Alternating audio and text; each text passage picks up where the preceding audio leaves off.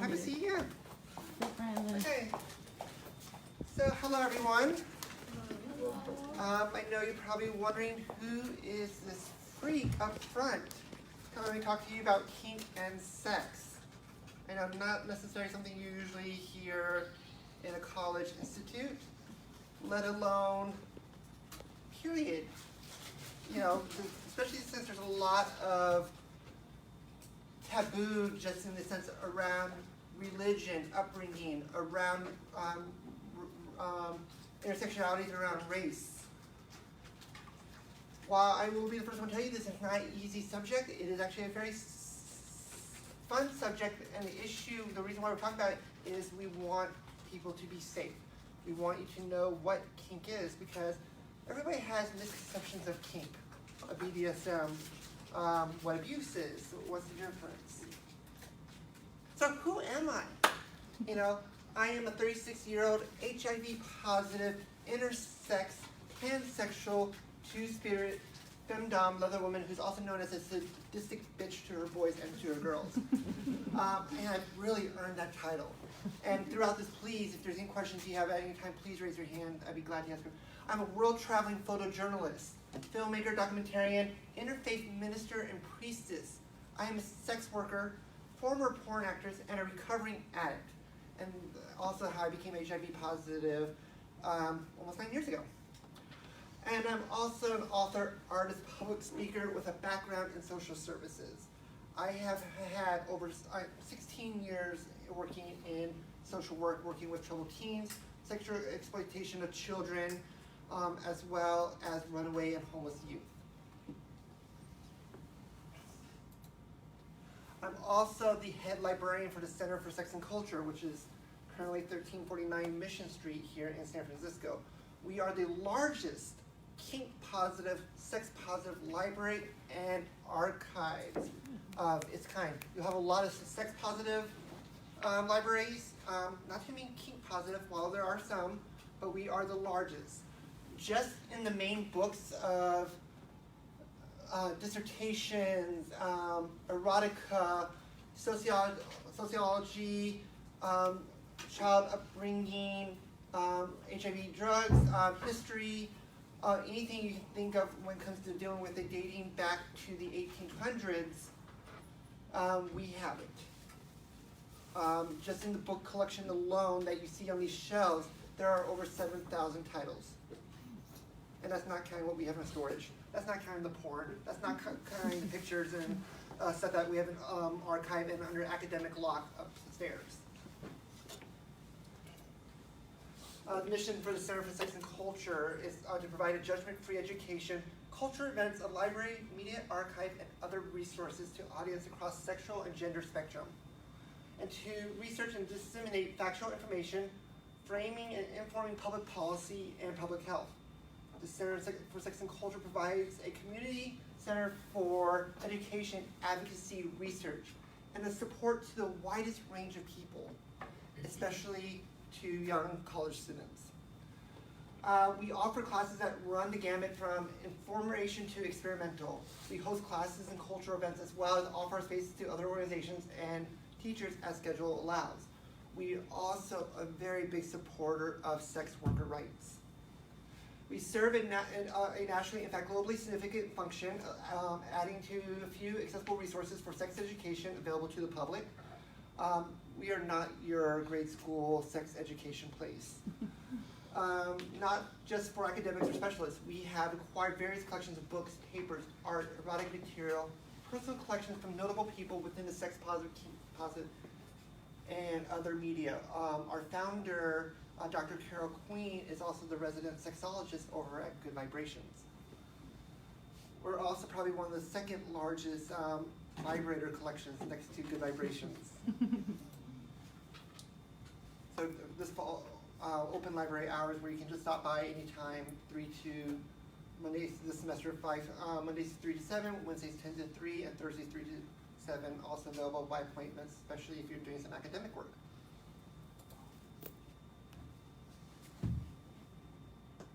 So we're going to be getting into a lot of talk about stuff. One of the things is we are an education institute. You're not going to agree with everybody's kink. Some of you may think you're vanilla, and that is okay. The thing that's not okay is yucking someone else's yum. Just because you don't like it doesn't mean you get to be a dick about it.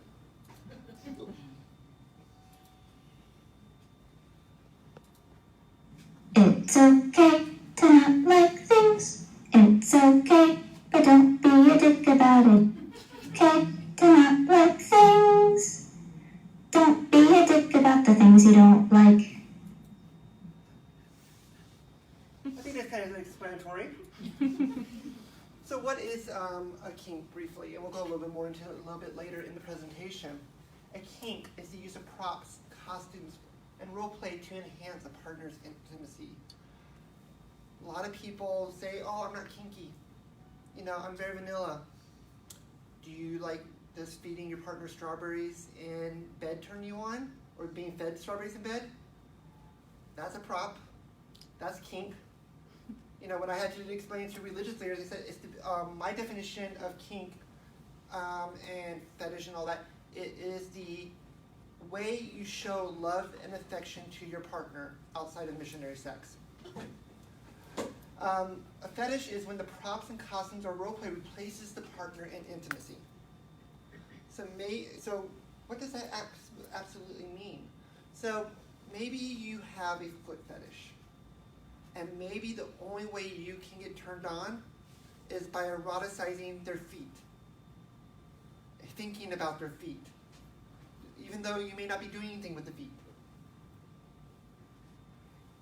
It could be the same with if you're fetishizing a person. You know, fetishizing the bondage part. If you can't get turned on without thinking about it in your brain, whether it's happening or not, then that's when it becomes a sexual fetish. Taboo. Taboo is a social or religious custom prohibiting or forbidding discussion of a particular practice or forbidding association with a particular person, place, or thing. When we're talking about the kink community, there's a lot of things culturally, and also for legal reasons and everything, that can be considered taboo.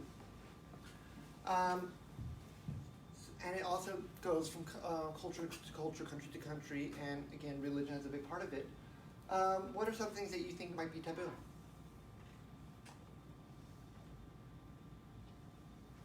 Anal. Why? It used to be for some people consider it sodomy. Exactly. So that, you know. But that is a classic example, though. You know, it is taboo to some. It's something you don't talk about, but it's also you know, as long as there's two, for most things, and again, we'll go more later, as long as two consenting adults enjoy it, and it works for them, then that's okay. But it's facing those cultural norms within your own bedroom, again, some of it's from religious upbringing, some of it's from cultural, from different societal, from pressures from where we are. You know, also, a lot of times it is associated with the sexual relations. You know, and that's, you know, where a lot of taboo comes from. One of my favorite Broadway musicals is actually Avenue Q. And for those who haven't heard of it, one of it, you know, when they're talking about you can be as loud as the hell you want when you're making love, it starts off though, it's like, you know, they're getting into it, and it's saying that the puppet, you know, they don't show it, but, you know, he's like, you can't put your finger there. Put your finger there! It's the whole idea is what you do that you are comfortable with within your own relationship. So BDSM stands for bondage and discipline, domination and submission, and sadism and masochism. Is how we break it down. A lot of times you'll hear, especially going back into history, we deal more with the sadomasochism part. You know, and yeah, it's all very hot. But we'll go into more of that very shortly. Yes, I'm a cystic bitch. I'm also very, I switch in some things, but I am definitely a very big top.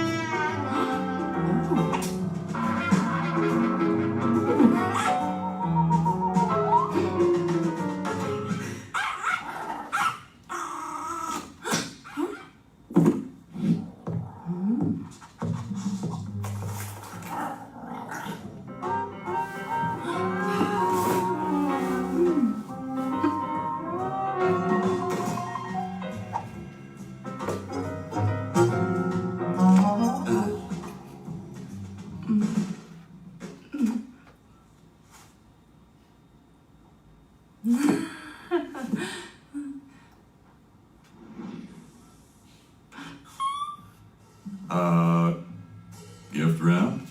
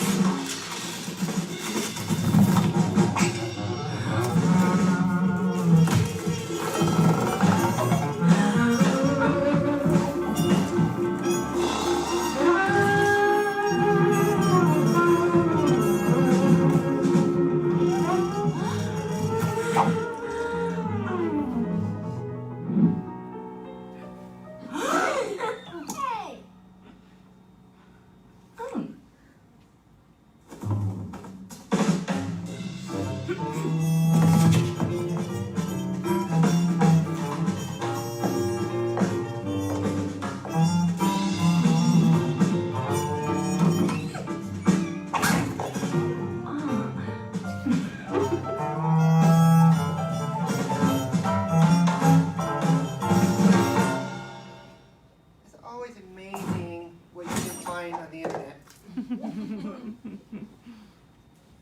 And this is just from YouTube. So, kink, fetish, BDSM, and taboo have a very long history. Pretty much as long as anybody's been having sex, there's been some type of kink, bondage, anything going on, even if it is simply hair pulling.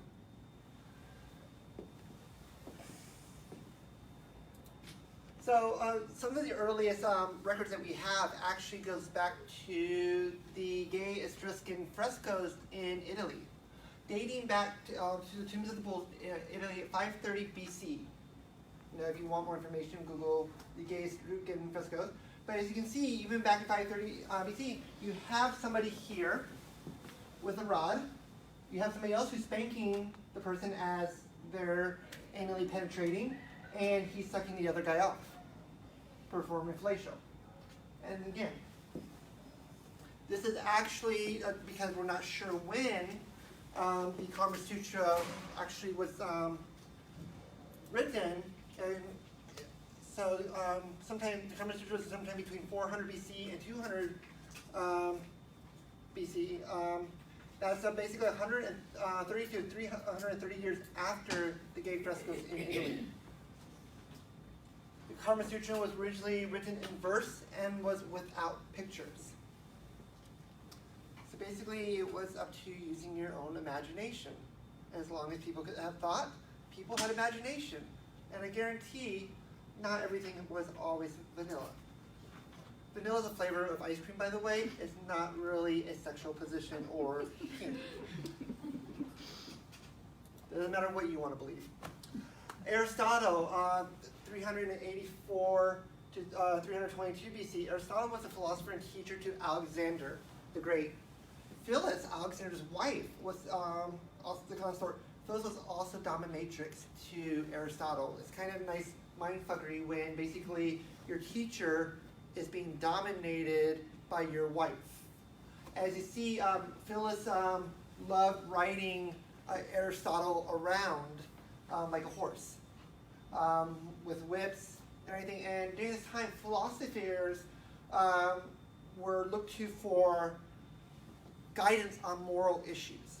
They were looked to be the dichotomy of logic, and to have a great ruler who's being mentored by one of the greats, as we call them, up there with Plato and all of them, to have the reports and actually documentation that, you know, this moral vessel, if you, I would say, was actually also being submissive to the wife of the greatest ruler at the time. And there's other ones where it doesn't show as much clothing. So if you were to Google Phyllis and Aristotle, you'll have a lot more interesting history as well. So we also pictures of erotic flagellation on copper plates. The term sadomasochism derives from the two terms, sadism and masochism. It was invented by the German psychiatrist Richard von Karp-Ebling in 1866. Sadism originates from the name Marquise de Sade, a French author who practiced sexual sadism and published novels on the subject.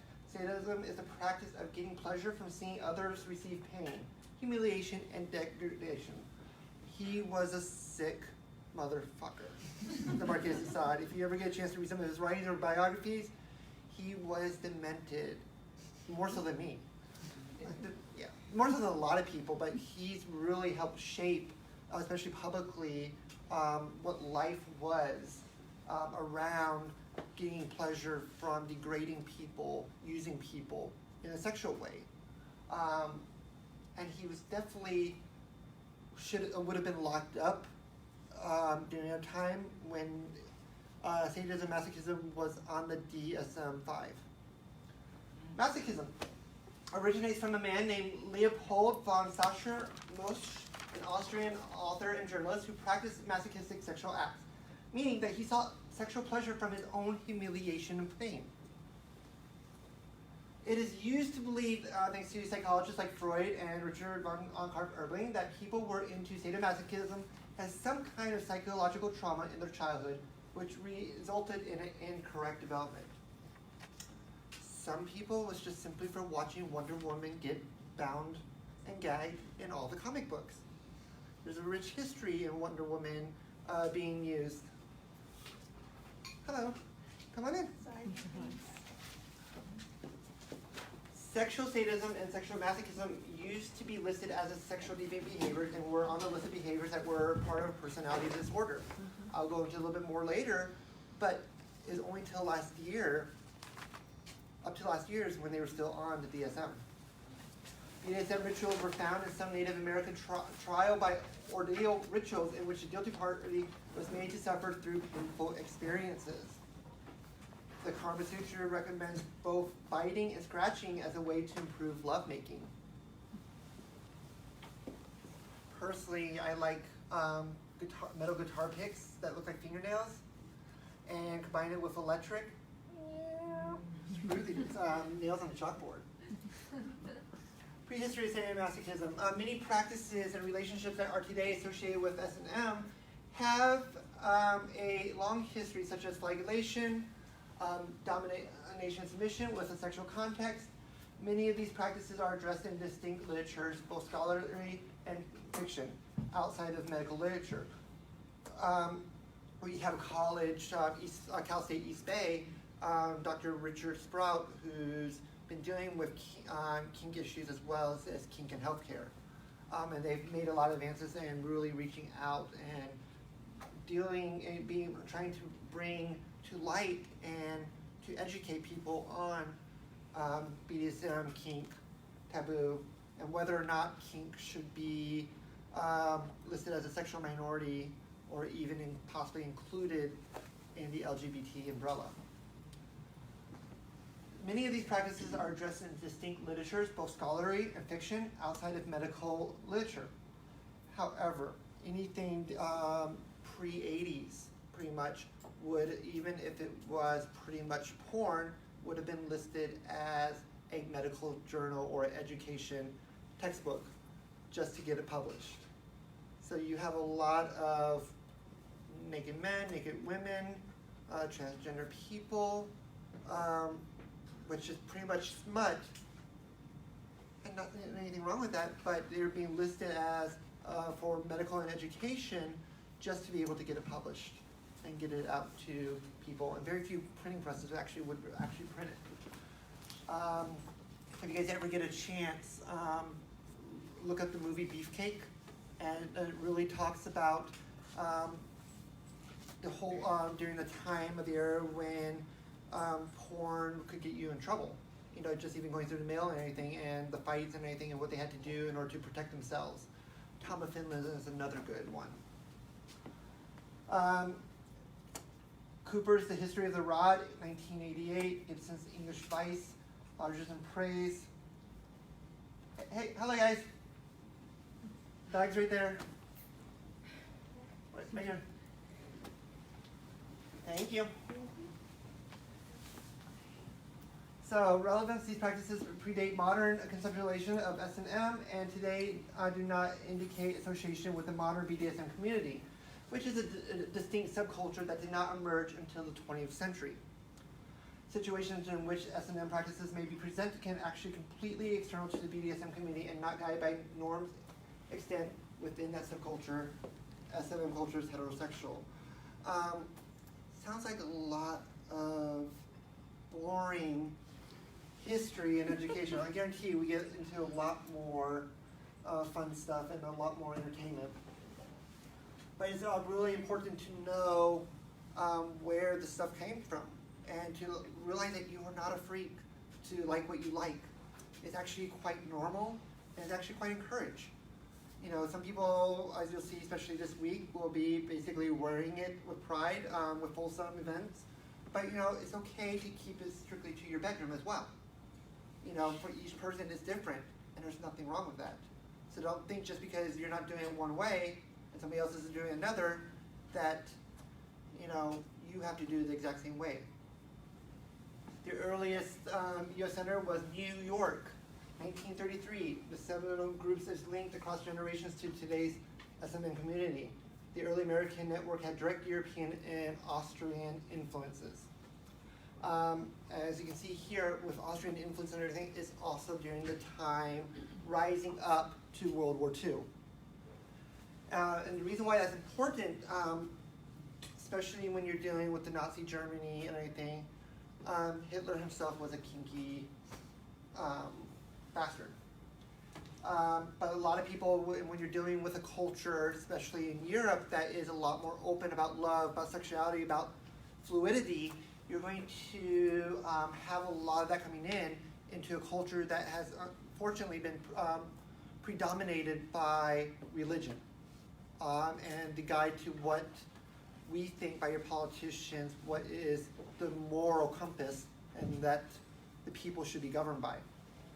So the reason why this is important too, because this we're doing with the heterosexual fetish, when we get into dealing with the homosexual, especially gay men, it's literally right after World War II. The early American, and you'll see a lot of this also in Tom of Finland and everything too. The early American network had direct European and Austrian influences. Distinctive subculture vocabulary norms, including terms as bizarre and kink, and recognition of the importance of consent, framing of activity as erotic play. Earliest organizations, foundations were commercial, centered on erotic producers and sex workers. Also, as long as there has been sex, there has been sex workers. You're dealing, especially even here in America, but in other countries, while a sex worker was frowned upon, it was very a ostracizing place in the community for if you were to become a sex worker. But at the same time, it actually rose you to a place of prominence. So you could be in India, and you could be part of the untouchable class. You know, people who, you know, don't have a standing. But if by becoming a sex worker, you know, whether for whatever reason, you're actually raised into a place, a position. People like their sex. Yeah. Like in the Rasian community in India, they were very protected. You'll also find the courtesans in tea houses. You know, courtesans in Europe, you'll have the tea houses and such in throughout Japan, as well as the geisha community. You know, the consorts. These are people that, you know, men have always had the power, so they basically get to do whatever they want to. They would go out to find pleasure in people that a lot of times arranged marriages or for whatever reason have put them into style contexts that they don't necessarily get as much pleasure from their wife, but they're all about, you know, their tea, they're about their life, and they're about, you know, basically degrading of women, but at the same time, the women are being paid. So it's kind of win-win. You can come on in. Oh, thank you.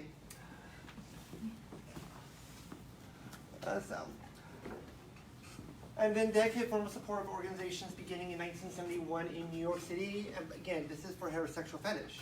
We had more organization support. You know, so come in, have a seat.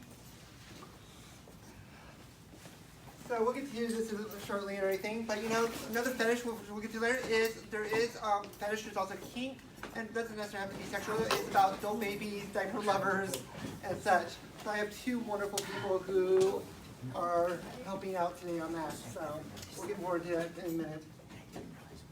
The second support organization, which is very essential, especially to heterosexual culture, is the Society of Janus, which was founded here in San Francisco and still a very vibrant organization and community, especially in the leather kink scene. Subcultures, gay leather, 1954. So what you're dealing with here is, you know, New York. There is why 1954. These during the World War II, mostly predominantly men, in a lot of close time for long periods of time. They developed a form of camaraderie. They developed a closeness, you know, trusting one another just to keep them protected, also keeping them warm in the trenches. When we deal with,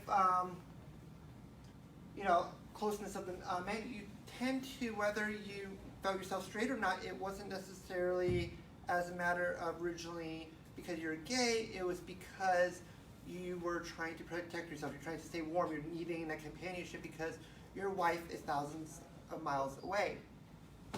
So the early culture in gay leather was actually formed out of the military community as they came back from war, you know, with the formalities which the mythical old guard was created to deal with, you know, stereotypes and using military uniforms, using leather, using it as a way of code. These men came home and they were having trouble adjusting because no one understood what it was like to come home from war. You couldn't really talk to your wife about it. You couldn't really talk to your girlfriend about it. You couldn't really talk to your kids or to your neighbor about it if you didn't experience it yourself. So from this closeness and this longing and this need to talk to people, a kind of a brotherhood was created.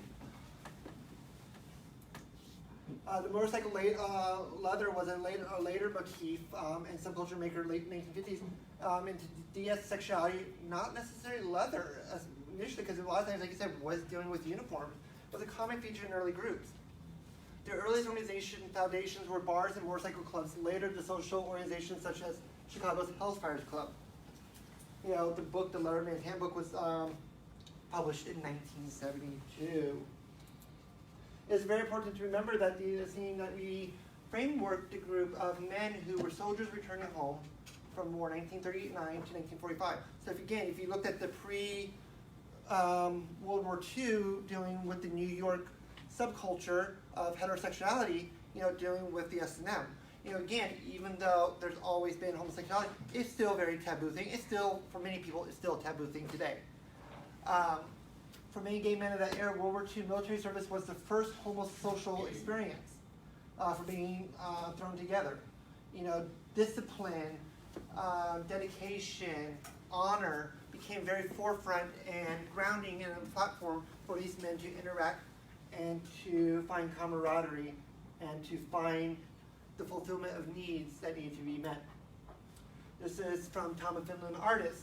Thomas Finland, a pen name, was very essential into leather, what the idea of leathermen should look like and the sex that they should have.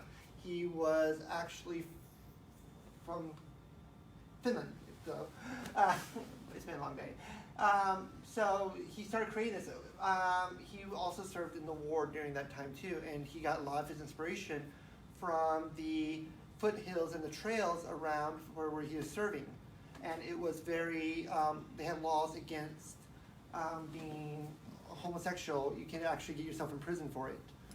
But he created this artwork, and somebody ended up stealing one of his books when he was over in Germany. And what happened with that is it brought back to America. He pretty much got charged, or was maybe trying to be charged with being a homosexual at the time, because he brought a guy to the house where he was staying briefly on the holiday. Got free, was able to talk himself out of it. through serious sex play. And when he kept on doing his art, and one of these people basically was making a really bad copy of the book and his art he did, and he found out when he actually came over here to America about it. The person who stole it was actually publishing it. Through losses and dealing with the getting the rights back, they really created a good quality picture, and it became originally, especially during the AIDS crisis, it was starting to be blamed for the promiscuity for the AIDS rising. So what they did is they changed the artwork, and it became a very big poster child for using condoms and to be safe and be protected and take responsibility for having sex. You can still be kinky, you can still have leather, you can still be gay, but take responsibility and protect yourself. And it became across on billboards. It became as an anthem in order to help protect the culture.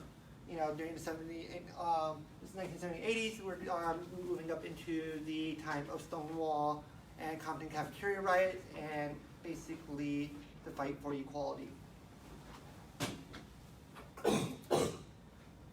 So anyways, veterans learned about the value of pleasure and discipline and hard work and achievement for a noble purpose.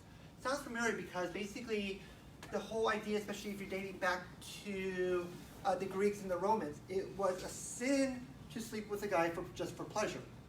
But if you're sleeping with another man for education, for enlightenment, for spirituality, for that context of closeness, to learn, it was very noble. And so these are values, coming together and forming a bond and camaraderie that was rooted into a way of comfort and knowledge of with each other's pain, each other's suffering, and what they have gone through at that time, to deal with the war and to be able to help cope. Sex became very cathartic. It became a release. It became very primal, just to be able to focus and heal from the tragedies of war. And even though a lot of men did not were in the military, but because of these uniforms, because of individuals and the growing code, people started mimicking these same protocols and the same uniforms as a way of basically signifying what I like, what you like, and as a silent code. So,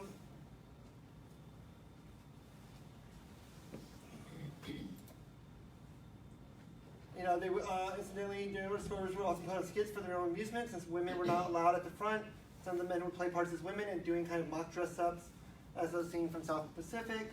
Later, this tradition would be expressed in drag queens and showed during bike runs. It's also a precursor to the Sisters of Perpetual Indulgence. If you don't know who they are a bunch of queer nuns activists that came very prominent, who's actually taken their vows and who do religious work, but came prominent during the AIDS epidemic and era in doing outreach and doing what they can to comfort and save, and they constantly were showing up to people's funerals and trying to just protect their community. Again, being military also meant a lot of rules, and just as military, there was a lot of unspoken rules about what you could and could not wear, how you handle your personal affairs, who you could and couldn't socialize with more, and this was overlaid with the kind of ritual formalism as in the military. The men who were really into dominance and submission, S&M, or leather sex tended to take these rules more seriously than those guys who simply thought of themselves as butch. We will see a lot of that this week. Folsom is great, but it's also amateur weekend. You'll find a lot of people that will don a harness just for this weekend just to get laid. And then you'll find a lot of people who in high leathers and everything that will take this very seriously. And sometimes those are the ones you need to be afraid of as well. There's a lot of doms you're nots that show up that pretend they're dom, that they don't have any experience. But it looks good to be a dom or anything, and yeah, no. So as a leather tend to take these rules more seriously.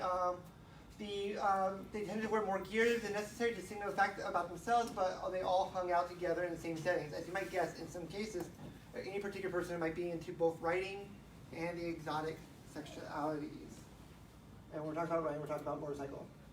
Again, in time of Finland, you'll see a lot of fetishizing of military uniforms.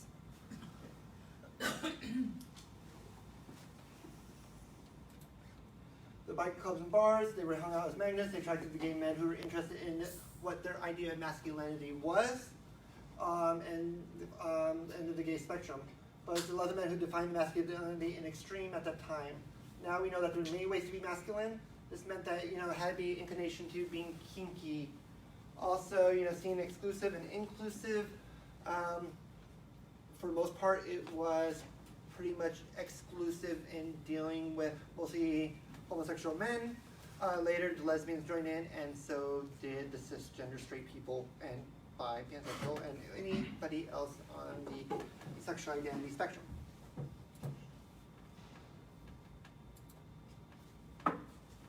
So you can see some here. We have also the International Mr.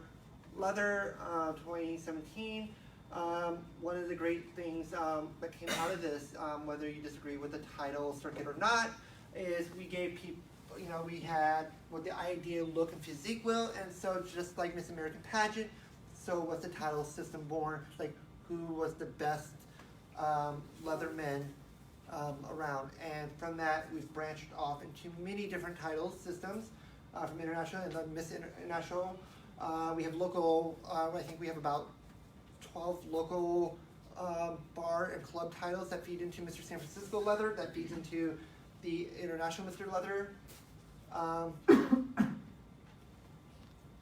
So yeah, you see, we have different harnesses, we have vests. What used to be there is a lot more kink and fetish gear as well today. Again, if you guys have any questions, please raise your hand and stop me. So about the attire back then, this was the idea, and that's written by Guy Baldwin during that time. Always wear boots, butch ones, and preferably black. 16-inch Carolinas. Always wear a wide black leather belt, plain, not fancy. Never mix brown leather with black leather. I guarantee there's a lot of people doing exactly different than that these days. Never mix chrome or silver trim with gold or brass trim. Long pants only, Levi's or leather, and no shorts. Shorts were basically considered more like effeminate characteristics of the gay community. They weren't necessarily masculine, they were the ones that you want to show you off, and you basically the nearly bottoms. But this is cruising at night. This is cruising when you're going for the sex. It's the whole idea of masculinity. Chaps, okay, are chaps assless chaps or are they chaps?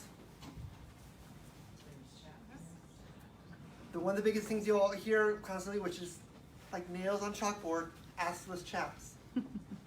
There's chaps that are assless, so it's kind of redundant. Chaps indicate more of commitment than Levi's, and leather pants more commitment than chaps, especially when worn consistently. The chaps would go over your over your Levi jeans. Leather jackets must have epaulets. Bikers accepted.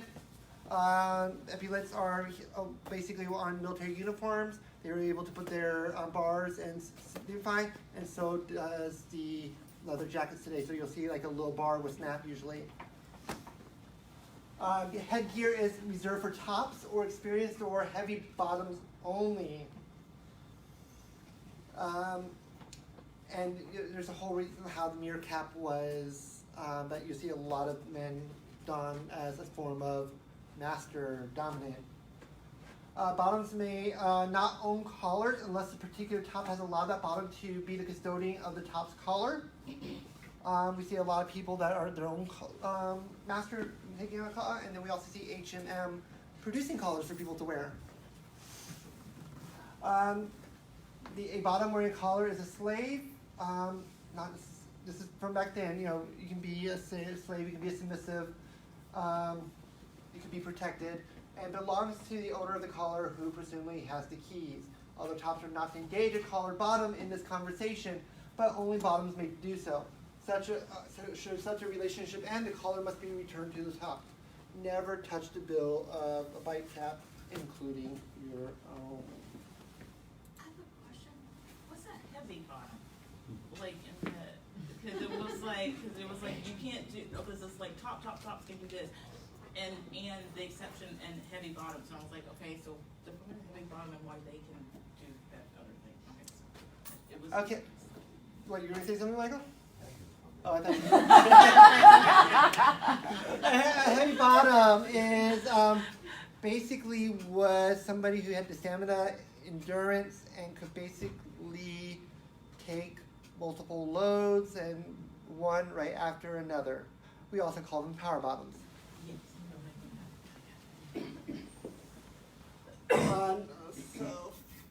So we never touch a man's cap or gear unless you are intimate friends or lover. Keep studs and decorations to a tasteful minimum unless it happens to be club insignia. Never wear another man's leather unless he puts it on you. Leather other than boots and belt must be earned through the achievement of successfully challenging scenes. Wear gloves is reserved for heavy players, love fetishists, or bike riders. Always indicate SM preference with keys left or right. On the last slide, about the only touch, or not touching, they bring up the cap wall. It's also considered a military thing because basically, you know, a tip here, you know, it's not necessarily professional, so you kind of want more off the side as when you're removing. It all dates back to military protocol. So a lot of this is all based out of the military protocol where they have very strict rules and stuff. So leather other than boots and belt, if you're cruising, seriously wear keys out. If not, seriously tuck them into the back pocket. Always indicate strictly leather sex or rough sex interested by wearing no keys at all. Those who switch are second-class players and not to be taken seriously. So basically they're trying to say during that time, I wouldn't be taken seriously because I am a switch in some things. And trust me, I guarantee people tell you that I am a sadistic motherfucker, bitch, and I can definitely control my own. Full letters reserved for after 10 p.m. and only with our kind, meaning you don't necessarily just go out just to wear it, you wear it with people a choice. It's more of the code, it's more trying to keep within ranks. Respect the public by wearing less of it during the day. Don't frighten the old ladies. Guy Baldwin doesn't want that, or anyone else for that matter. I'm going to kind of resist. We got the lesbian subculture, developed as a distinct culture itself. Linked to existing het and gay groups. Samuel's Vanguard Lesbian S&M organization held its first meeting in June 13, 1978. Book Coming to Power, published in 1981. Lesbian activisms have been immersed in debates around S&M and have made significant contributions to cultural theory addressing S&M. Gail Rubin, Pat Califia. Approximately 2.5 to 26%. And the reason why this number is so staggering is because people don't talk about it and the stigma around it. But we get the number through health because when you don't talk about it and you don't know what to do, there's a lot more injuries and a lot more health problems that you have to deal with, especially if you're trying to fist and blood work and everything else, blood play. It needs factors that involves consensual and negotiated power differences, intense sensations, restraint and control, sensory experiences that are erotically associated to an object of desire. BDSM includes variant behaviors and identity.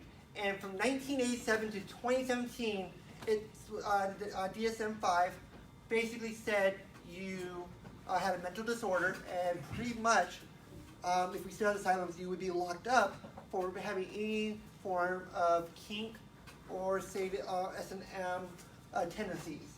It was considered a mental disorder. Sexual sadism considered prolific behavior, not behavior, a dark triad of personality disorder traits. These traits include psychopathy, machiavellism, and narcissism. There's still a lot of narcissist asses within the community.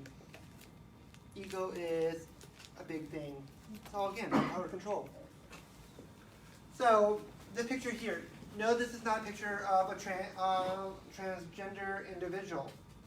This is a picture of basically women dominating a cisgender, most likely straight guy who gets into being humiliated and fetishized and turned into a sissy. So they're talking about I recommend a double belted corset to keep him under full control. Whimper. Well, I like to put it into him now. And you see that he is getting aroused just by the whole situation. Being humiliated and sexualized. So, gender roles and identities in the kink community does not often align with the ideas and norms outside of the kink community. Just because you might be the biggest, burliest straight person, the straight guy in this case, a cisgender straight male, or you could be the feminist cisgender woman, it doesn't mean in kink world that's what it's going to be. In kink world, it's a place where you find female doms, male submissives, a place where even some who are not on the gender spectrum that can still play gender roles. You'll find a lot of variance in that aspect. When you get more to kink, it even goes even farther. Like you can even have cisgender women who are daddies to individuals, whether you're dealing with littles or whether you're simply dealing with kind of the dad parental role, whether it's a sexual or mentor role. Consent. For all of you that are new to BDSM kink, negotiation and consent. Learn it, live it, love it. So real quick here, start. Did I negotiate a scene or have pre-negotiated ongoing consent with this person? Yes. Did I use a safe word, self-assigned, and this person ignored? No. Did this person violate my negotiated limits? No. My consent was not violated? No. Was I injured? No. Was I unhappy? Sounds good. Finish. Did my consent was violated? Then this person is dangerous. That's the end of that part, and they are an asshat. Evaluate accordingly. Finish. Did I safe word? Did the person ignore it? My consent was again ignored. You follow that out. Is this person is dangerous? Was it intentional? Are they willing to learn to prevent it from happening again? Was it due to incompetence? Which is a very big thing.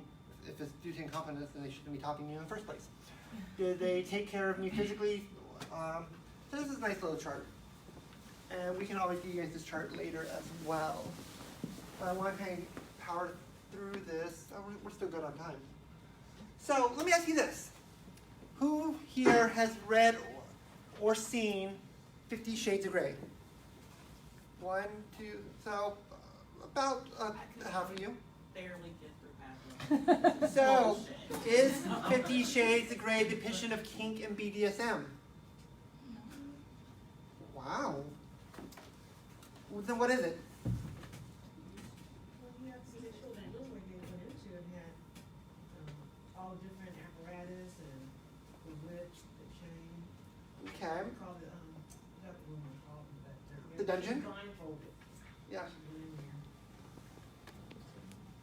there. The world has a love-hate relationship with 50 Shades of Grey, and so do I, maybe.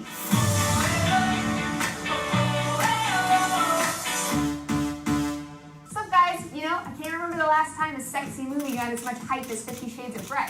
Then again, I have a terrible memory. With the hype came a lot of backlash. The main points being, 1, Christian Grey is abusive, and 2, BDSM, you're doing it wrong. I want to look at how this plays out in the books, then the movie, and think about what 50 Shades says about America's ideas about sex. Look, maybe I'm sorry I can't sleep with you until you let me hit you isn't like the best foot to start a relationship on, even if you are a total kinkster. In addition to giving Anna an ultimatum, Christian stalks her. He follows her everywhere, shows up unannounced, even tracks her phone. There are several scenes depicting sexual coercion, some of which border on rape. The scene in the boathouse where he punishes her for disobeying him as she tells him to stop is particularly creepy. There are also scenes where he leaves her hurt, confused, and crying. It reads a lot like abuse, and not so much like two kinksters getting their rocks off together. Thus, the BDSM community is like, guys, Christian Grey is an asshole. Those familiar with BDSM practices know that consent and safety are top priority. This includes the mandatory usage of safe words, which Christian frequently ignores. Since safe words create the divide between a consensual pushing of someone's limits and violence toward an unwilling participant, safe words are not optional. Yet the lines of consent are constantly blurred and disregarded in the books. While on one hand opening up the exciting world of kink, 50 Shades also manages to glorify emotional manipulation, coercion, and sexual abuse. And as a side note, some of the backlash also seems to be coming from the anti-porn crowd who are just mad that it's about sex. So 50 Shades has a mixed bag of haters. So how does the movie measure up? I was honestly expecting the worst, y'all, and I was somewhat surprised. It was very cheesy. That's not the surprising part. On the whole, the movie was way toned down. The sex was toned down to the point that it was pretty vanilla, in my opinion, and the coercion was toned down as well. There was much more verbal consent and checking in about safe words. Nice! But I mean, there were still weird bits. He's immediately possessive, he takes her to his hotel and changes her clothes while she's wasted. What baffles me is that this doesn't strike people as weird. It's seen as romantic. Romantic! How is a dude making advances on someone who's unconscious romantic? That's just creepy. Further in, the movie showcases more open communication about the BDSM, and while he is pushy, Gray seems to have slightly more respect for her reservations. Anna goes along willingly until the end, and she has a change of heart. She asks why he wants to hurt her, and it's clear that she's not into it. She ends up participating because he wants her to, not because she wants to. This is a subtlety of consent that's often overlooked. People can be coerced by more than just physical force. At the end of the day, a lot of folks say, hey, it's just a book, it's just a movie, which I totally agree. Of course it's just a book, and it's just the library, and it's just the media, and it's just the world. We can see 50 Shades as a microcosm, reflecting our beliefs, our attitudes, and yes, our fantasies. 100 million copies have been sold, and it broke records at the box office around the world. I'm happy to see the mainstream opening up about sexuality. I really am. It's challenging stigmas. At the same time, I can't help but wonder, what does it say that it's about a rich, powerful man who has a penchant for whipping a confused, quiet, naive virgin? Does it say anything at all? Does it speak to the fact that we socialize women to be submissive and not speak up while teaching men they should be powerful sexual aggressors? Could 50 Shades be hitting at a darker part of our collective sexual psyche than mere whips and chains? And does it really matter if it's all just a fantasy anyway? Woo! We're going deep tonight. No pun intended. I'm curious. I want to know what you think. Tell me about it down below. And until next time, stay braless.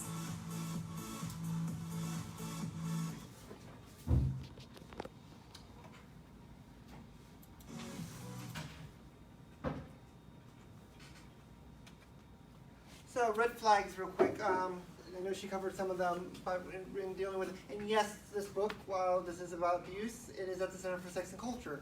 Because yes, you have a right to read it, but then you also now get a little bit more of a background, what it is. So, red flags, he stalked her. He took her back to his place when she was too drunk to give consent. He tried to control her eating. Christian isolated her. Christian was a possessive creep. He was extremely jealous. He also forbade her to have any autonomy over bearing her body. Christian's reflection into Anastasia's pregnancy is far from doting and loving. He gives her approximately zero space, especially when they're working the contract and going over. He kept on texting her and seeing, even though she asked for time, has she did it yet? What's going on? Not giving the space that she requested, and he constantly threatened physical violence.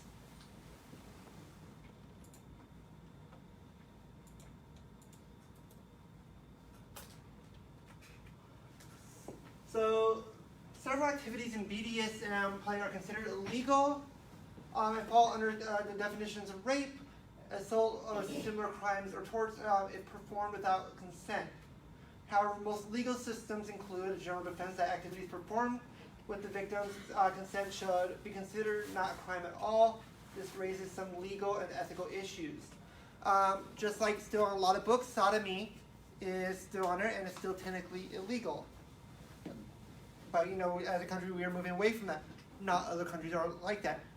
We still have many countries that gay men are being thrown in, like in Chechnya, in concentration camps.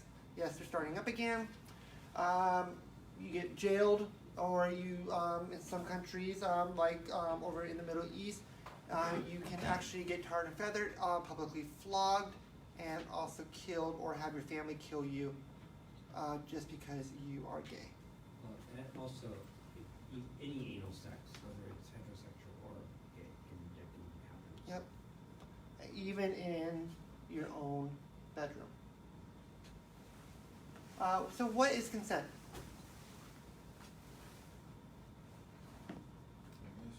What? Permission for what?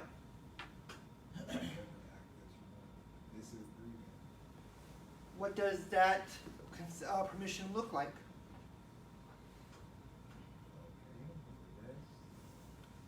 I guess it could be implied. Be If implied? you take off your pants and bend over, I mean, obviously that's a consent. Okay.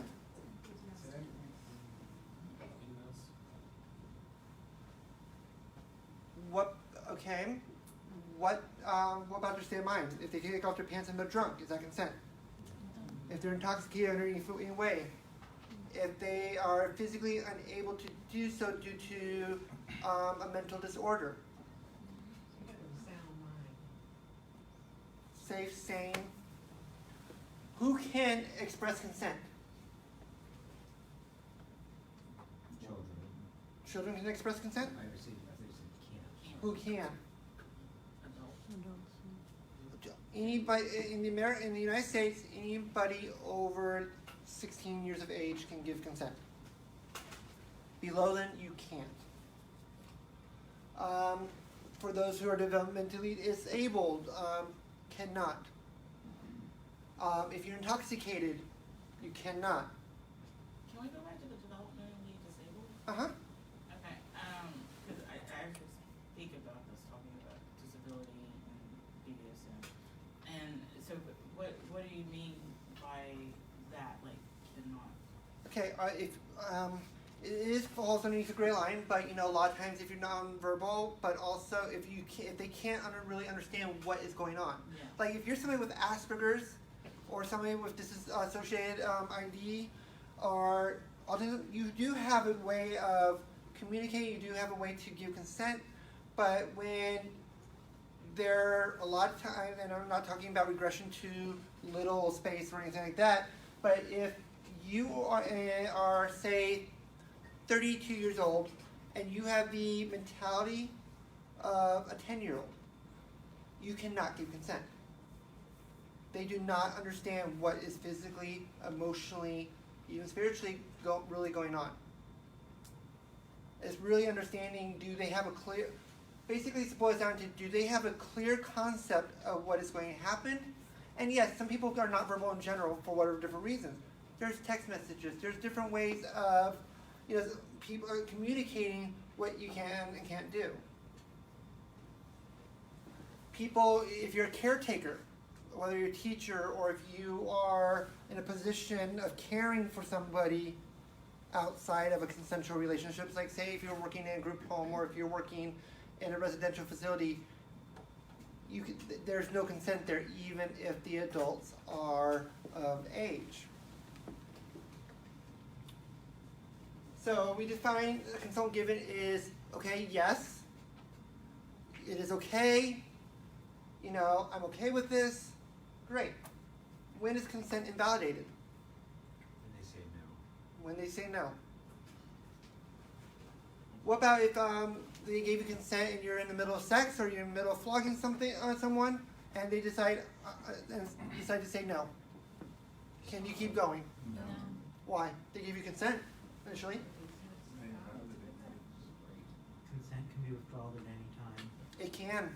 So guys, or let me phrase that, for those of people who are in the middle, right before their ejaculation, they're getting up there, the person tells you they're done, you have to pull out.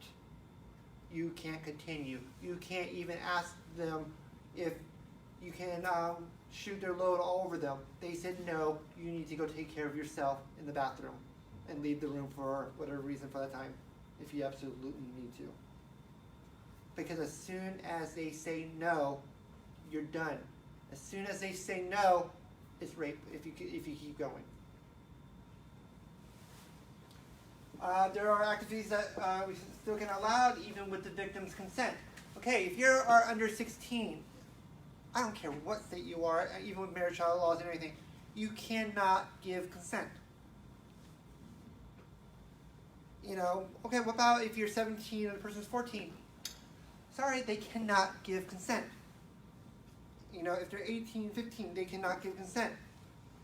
If you are 19 and they are 16, they cannot give consent. Because then you're dealing with a whole new rules of statutory rape and other issues because you cannot have sex with a minor here in the United States.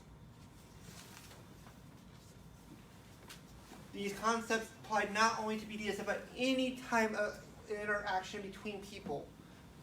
Maybe you're a person who usually gets a hug from somebody, okay? And that's usually good. Person tells you, no, I don't want hugs, and you still want to do it and try to force it. You know, they told you no, they withdraw that. So people can change their minds, people can go through different things, and you have to respect that. Otherwise, you will be ending up in jail. Or worse, depending on what country you are, or depending on who the person's family is, unfortunately, you might end up getting yourself killed. Yeah.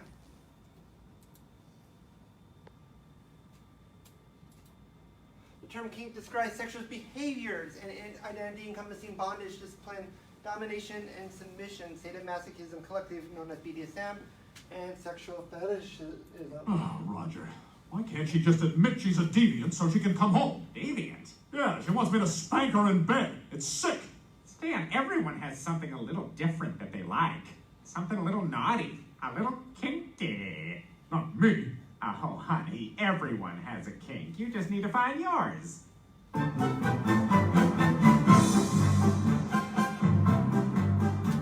You're buttoned up and prude, not an ounce of you is crude, and your tendencies in bed leave women snoring. But if you look deep down inside and put aside your foolish pride, there are fantasies and holes that need exploring. Close your eyes and picture Francine as a French maid, instead of wearing that same dress that's sort of pink. Sure, you'd rather be on top and give 3 quick and stop, but I know deep down inside you've got a kink. You've got a kink. You've got a kink. Don't be afraid to put a finger in the stink. Though I know you might be shy, let me show you things to try, 'cause like everyone you know, you've got a kink. Imagine yourself living without limits. You've got whips and chains. Who needs a shrink? 'Cause if you watch me with the ladies, what we do won't cause no babies. Take a tip from me and go and find your kink. You've got a kink. He's got a kink. You've got a kink. He's got a kink. There's so much here to see, try not to blink. So if you dig on women's feet, don't be afraid, turn up that heat. 'Cause like everybody else, you've got a kink. Are you getting it yet? I think I am. I love sleeping with Francine, and I'm used to my routine. But you think it may be time to make a change. So I'll try out something new, like when Katerina turned blue. Who am I to think my wife is sick and strange? I've got a kink. I've got a kink. Remember what I said about the stink. So if you like us all, Or die free. you won't be judged without a jury. 'Cause way down deep inside we all got kinks. We got a kink, we got a kink, we got a kink. Just way down deep inside I've got a kink. I've got to bring Francine home and let her know I've found my kink. I'm proud of you, Stan. So which kink is it? All of them. Uh-oh.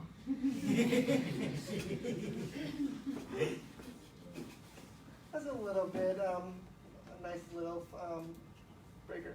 So your kinks are valid. So the most important thing to clarify right away is that with a very few exceptions, there is nothing wrong with you being turned on by something that is atypical. As long as everyone involved is being safe, sane, and consensual, there's nothing to be ashamed of. It does not matter if your kink is being spanked in the bedroom. It does not matter if your kink is one person taking you from behind while another person pisses on your chest as a room full of people watches. It does not really matter if you really like balloons, as long as everyone involved has full knowledge of what's going on. You know, one of the things I love to do to men in submission is emasculate them. 2 different techniques, and my biggest one is I like putting men into diapers and humiliating them. I also love putting men into chastity. One of the great things about putting, if you're doing it as the humiliation part of the diaper, it's also great for water sports if you want to be pissed on. There's so many different things, and trust me, we don't have time to go, or days to go through the book. It'd basically be a whole semester of classes. So, real quick, we're just going to go by these real quick. I'm just going to give you guys a chance, I'll just highlight a few of them because this is basically 110 different ones, and this list is even more exhaustive than what I have on here. So 1950s fetish roleplay of traditional American nuclear family that can be practiced in reverse.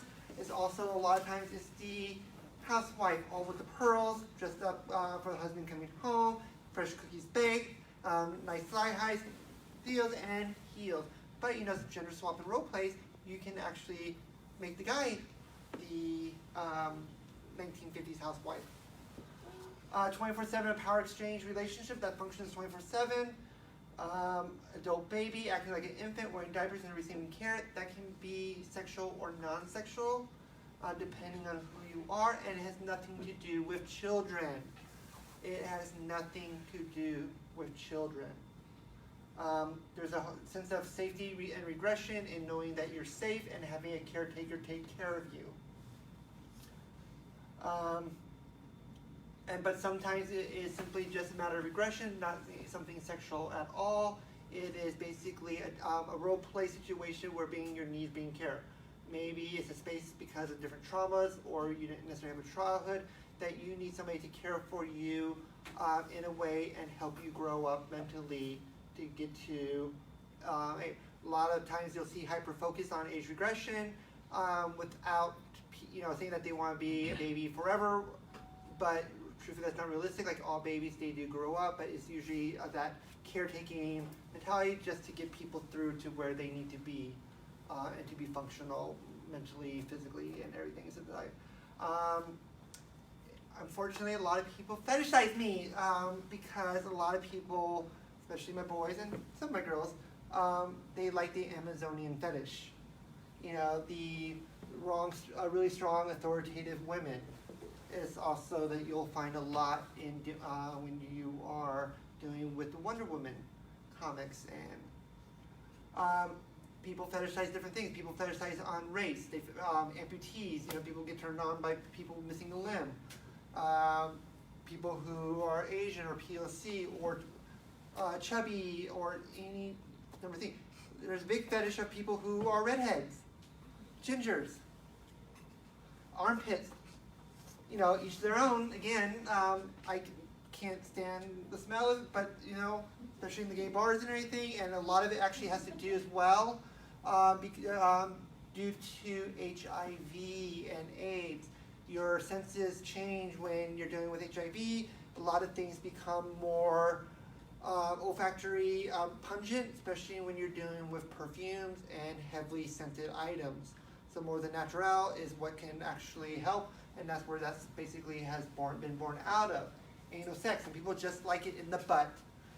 Autofellatio, a guy giving a blowjob to himself, very kinky, very hot watching. Not too many people can actually do it. It's more of the fantasy.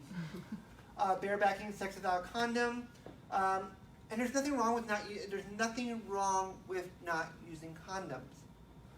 Use a lot of lube. If you don't want to use condoms, basically the thing that you're going to do is you want to prevent rips. You want to prevent tears, and you want to be able so nothing can enter into the bloodstream. So use a lot of lube. Also, if you don't like condoms and you're trying to prevent HIV,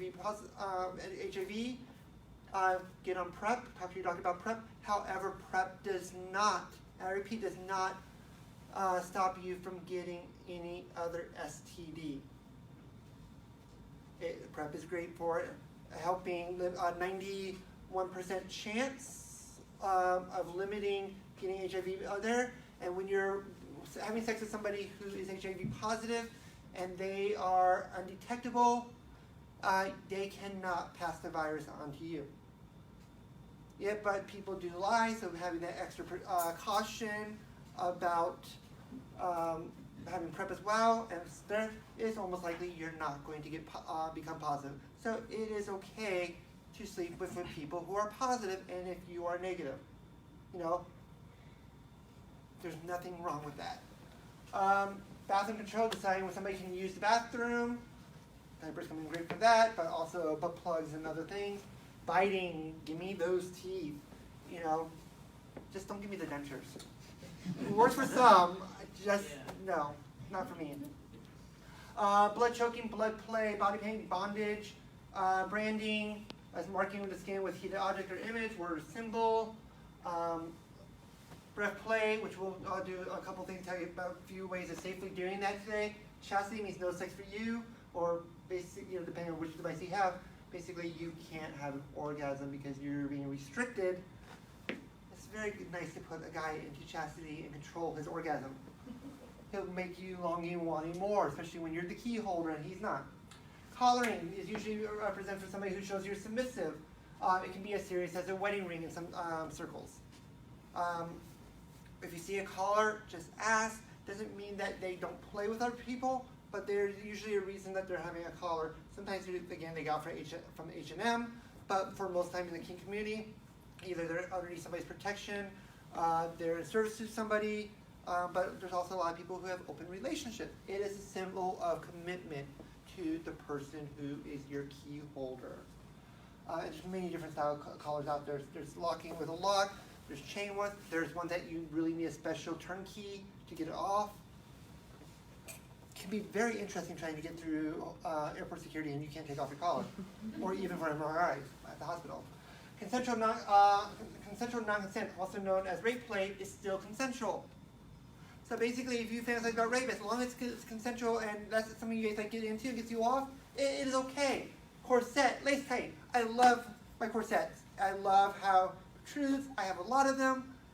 It's one of the things, and my husband has learned absolutely wonderfully how to tie a corset. So cross-dressing, wearing another gender's clothing, a cutlery, a male partner loves watching a woman have sex with another man, a form of humiliation, especially if the husband is tied up, or emasculated himself, where he can't do anything. Again, chastity comes in great for that. But again, that's a conversation you have to have and about being in an open relationship. Electric play is actually one of my favorites. The safest is a TENS unit. Yes, it is, but it is painful because you're dealing with the muscle. And you have to it says it's the safest, but depending on the voltage you put on, you actually still have to be careful because you can do damage to people's muscles by putting too much strain on it and not paying attention. My favorite one actually is the violet wand. The violet, if you guys remember the orbs of electric that you see at Spencer's and other places that move around, the violet wand is a little bit reversed. It comes across and you do electric on your skin. It can be very erotic. You can put it onto just about any part of the body with a different attachment. My favorite, however, is they have the adapter where I can ground myself to it and I become the vessel for electric. My favorite things to use is tinsel, Christmas tinsel. Feels like cat of nine tails, especially over fresh single tail marks or knife cuts. But I also love using the claws on the guitar picks, scratching on the back. They feel like you're beat as me. And then also I love doing demonstration where I'll hold your hand and I'll have you shock somebody else, or I'll have you touch me and have you guys kiss each other and shock yourself just by pulling yourself away. You'll shock yourself. There is so much fun you can do with electric, but safe and sane. You have to. Electric is one of the things you have to make sure all your equipment is in working order, because I'll use a classic example. I was testing out one of our donations to the Center for Sex and Culture, a very nice Clockwork Orange. The electric was coming through. It kept on shocking. Luckily, I could handle it, that part, but it was not connecting. It was not a working order. And luckily, I was able to test it out on my husband and a submissive that I had. But it's something I had to take out of circulation because anybody doing it wrong and not used to it, it can cause damages. And electric at any time can also cause fire if there's any tears, rips, or even if a mouse has gotten a hold of it. Like we just recently in the QRC had a mouse get eat one of our cords, and people turned on the coffee pot, the toaster oven, and the thing, and it blew the circuit. Luckily, no fire. Face fucking, blowjob from where a man basically fucks someone in the mouth. Facial hair, you may actually get turned on by somebody's beard. It's actually very hot. Figging. Inserting, this is one of my favorite, I actually recently learned about this one last semester, surprisingly. Inserting a piece of fresh ginger into the anus. Now, why would somebody freaking do that? It starts off nice and cold, it starts off as moist, and it works in vaginal areas too. And then as it melts down, it starts creating a erotic sensual burn, or nicely. Fire play, love fire. You know, a lot of times you probably have done fire. You know, as you're playing the different kerosene on your hands. You probably have also done cologne and just like yourself. Stuff that we've done as a kid. Wax play is also another one of my favorite. I love using hot wax on people. Force feeding somebody so they gain weight. It's a fetish. Some people like that. Not necessarily one of mine.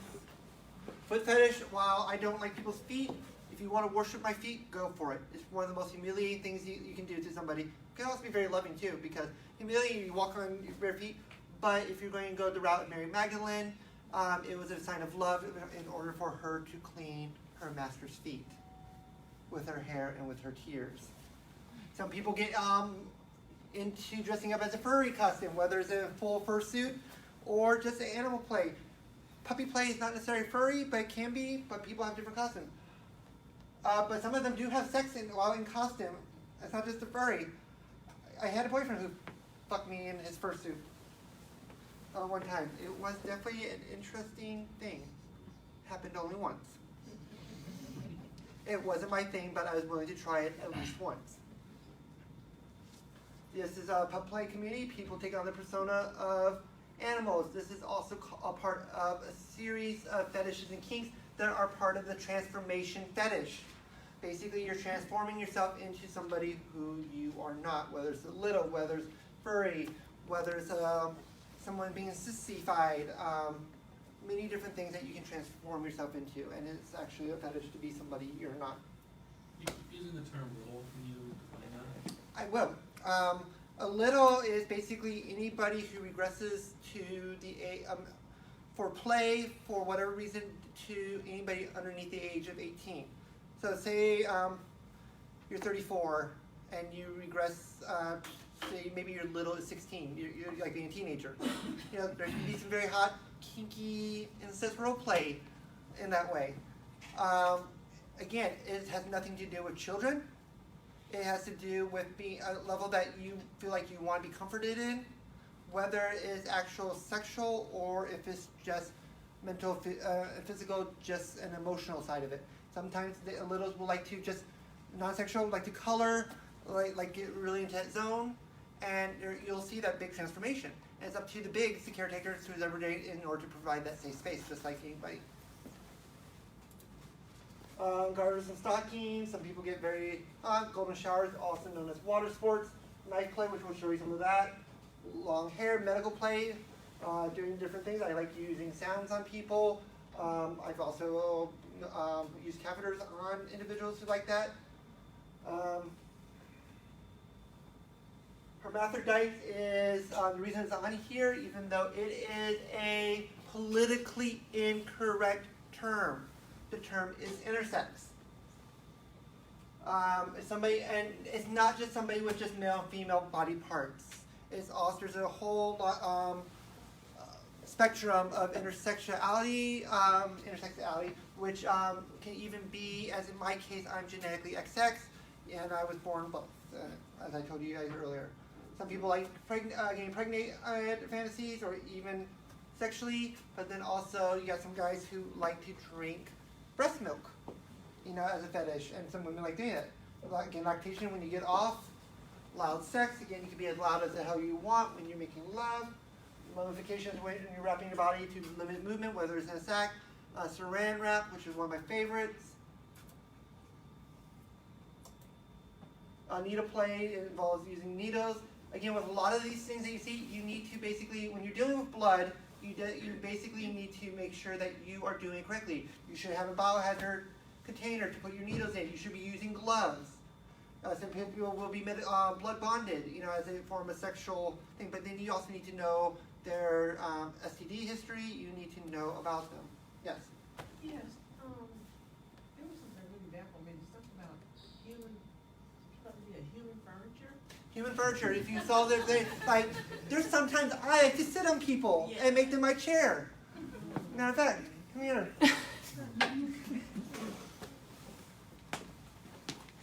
This is so sometimes, maybe it's a long day, I'm out at an event, even falls in the street. I want to sit.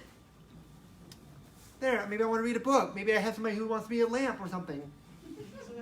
Yeah, maybe I need a footstool as well, just anywhere. Yes, it is. It's degrading people. It's humiliating. They like it. It's serving me. It's a win-win. I understand the chair, but the lamp is very common and I don't understand it. Okay, if you're sitting there reading and everything, if people want to be a furniture, so they're pretending they're a lamp. They're pretending they're a lamp, and you can easily have a lampshade. You can even put lights in so it actually lights up. So they're basically. So they're serving a purpose. Yeah, whether I need a table, whether I need a footrest, whether I need a chair. Oh. Maybe I need a serving cart. Maybe I need a bed. Maybe I simply need a walkway to walk on because I don't want to get my boots stuck in the mud or my high heels. Oh wait, can we take a picture? Of this? Yeah. Go for it.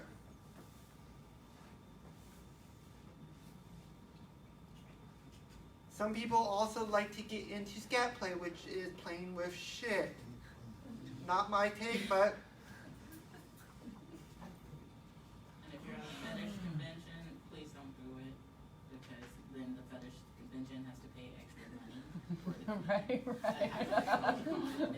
Again, that's a great thing when diapers come into play. If you're going to do that, or do it in your bathroom for cleanup. But no. Ugh. Vibrators, all different types. So one of the things I love is shibari, which is actually Japanese rope bondage. Midori, if you ever get a chance to take a Midori class, take a Midori class if you like rope. Vampire rope play, sucking people's blood. It doesn't also have to include blood play. Uniform fetish, you get pretty much turned on by uniforms, people in a uniform. Transformation fetish for transforming or changing people into people, objects, or creatures. Popular in Japanese hentai. Water sports, playing with urine, wax play, werewolf play, such as vampires, but wrestling. To tell me that, I know a lot of people who basically got into kink and fetish just from high school wrestling. Xenophilia, intense attraction towards people from other cultures or strangers. We talked about that. A fetish for male-on-male sexuality in anime, manga, or fan fiction, aimed at a female audience, not a gay male, Mara. A fetish for wearing full lacquer bodysuits. I personally, while I do like bondage and stuff like that, I don't like, I am... Just one. How could this happen? I thought we lived in such a nice small town. There's no such thing anymore, Lois. Things are a lot different than when we were kids. Well, it just makes me sad. Hey, it makes me sad too, but, I mean, if Meg's at risk, then so is Chris. And Stewie will be in preschool before we know it. Well, we just have to trust our kids to stay off drugs, is all. I do trust our kids. It's the other kids I don't trust. Yeah, well, I guess it's up to us as parents to be a part of the solution. I'll go talk to the principal tomorrow. Thanks, honey.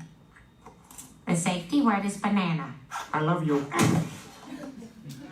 Just because you have, one of the great things is you don't need to show your kids your kink. However, to educate them around it is actually a really good idea, so they don't end up getting into particular situations that allows them to cross certain boundaries.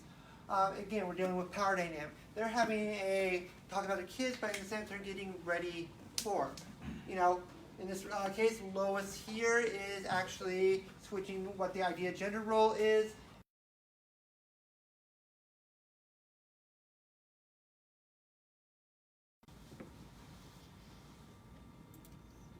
Who has the most control or power, the top or the bottom?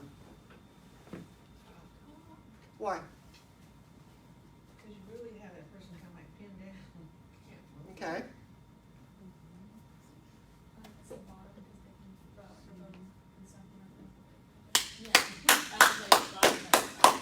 If you didn't hear her, She said the bottom because they can revoke consent at any given time, and that is correct. Basically, the bottom is trusting the top to not only provide a safe space, to provide an opportunity for your space to be held, but is also to make sure that you are going to take care of them. Part of just some power exchanges, we have DS relationship, which is dominant submissive. It doesn't mean you're master slave. However, MS couples do. I have both submissives and I have slaves as well. Top bottom, basically, maybe you like to be the top, maybe you like to go, maybe you like to switch, and that is okay. Daddy little, so basically that could be daddy little boy, daddy girl, could be daddy non-gender variant. Same with mommy little, could be sibling and sibling. It is all about whatever power exchange you want. Maybe you're a puppy and a handler, a human puppy and a handler. That is a power exchange. Maybe you're a teacher-student. Maybe you are maybe it's not sexual, maybe you're just in service to somebody. Basically, you're there to provide service, nothing sexual, but you get off on being of service and does stuff for you. So there's many different forms of power exchange. The biggest thing is it's all about consent. Christian Grey, while that was him wanting to dominate power, it wasn't consensual. So there wasn't an exchange of power. It was power he was trying to dominate and take. Big difference. Power exchange is about trust. It's about your top knows what they are doing. Very key. There's a lot of tops that will pretend they don't know what they're doing. But how do you learn if you're not practicing? There's plenty of classes. But the thing is, don't claim yourself a top, even though you are learning it to be a top until you can actually do it safely. Just because you call yourself a dom doesn't necessarily mean you're dom. A lot of times you're just a plain old ass and fool. Trust is also know that your boundaries will be respected, and that goes both ways. Knowing that whatever negotiations you have worked out beforehand are negotiated. And that they are respected. Again, you're holding space for each other. However, the top is the one who needs to hold space and make sure that the bottom is protected at all times. You will care for their needs, especially if rises of feelings, emotions, and through cathartic release. Like, I could beat you and everything in a very heavy scene, or knife play, or whatever, and maybe sometimes that they're okay with it, and they don't need any aftercare. Maybe they don't really have it, but maybe there's that one time with stuff that they're going through, or maybe they didn't even realize it will come up, that it will become a very emotional scene. A lot of tears, a lot of breakdown, and the issue with that is, okay, then I have to be able to hold space afterwards. I have to check in on them. I have to make sure they're okay. And it doesn't just stop at the end of that scene. You're still checking in with them over the next few days. You are talking about it, and you are talking about it before the next time you play. And if you can't, or not in a space where you can do the aftercare, you better have somebody there to do aftercare for them, or have them bring somebody to do aftercare. That is your responsibility to make sure that their needs, if needs are needed, are provided for. Again, you provide safe space. What does safe space mean? It means, okay, I'm going to have all the sanitary equipment. I'm going to have sanitary needles that have never been used. I'm going to have everything I need. I'm going to have tarps for whatever play I'm doing. I'm going to have gloves. Whatever it needs, you're going to make sure that your scene is safe. And you're going to make sure whatever it is within negotiated guidelines. Okay? So maybe the negotiated guideline is no one else in the house except for you two, or wherever you're at. Somebody comes home, scene is broken. It's up to you to make sure that safe remains safe. Whatever you negotiate. Safe words are important. I very rarely safe word out. Safe word is something that you normally would not use in the context of sex. So please don't ever use dildo in sex. Don't necessarily use red, especially if you're into blood play. Some people use pineapple, use different things. Mine is Clem Cadiddle Hopper. For most of you, will never know who that is because you are way too young. It was a character from Red Skelton. So if I can get Clem Cadiddle Hopper out within obviously the scene is done. Because if I have to go through that much effort to use my safe word, it is done. It's something that I normally will not use in sex. I've only had to, luckily safe word out twice. Use cleaning and sanitary supplies. So my philosophy in, we're still on time, I still want to get you guys out early. My philosophy in hierarchy, though, and this is something that was adapted from other people I know within the community as well, is my S-type, whether it's my slave, my submissive, my bottoms needs first. You know, they can't, if their needs are not being met, that means they can't take care of me. You know, if they're not being in a place where they can love themselves, do self-care, do whatever they need to do for themselves, they can't take care of me. So it's their needs, my needs as the top. You know, it's making sure that my needs are being met. Then it's my wants. And boy, my wants are going to come first.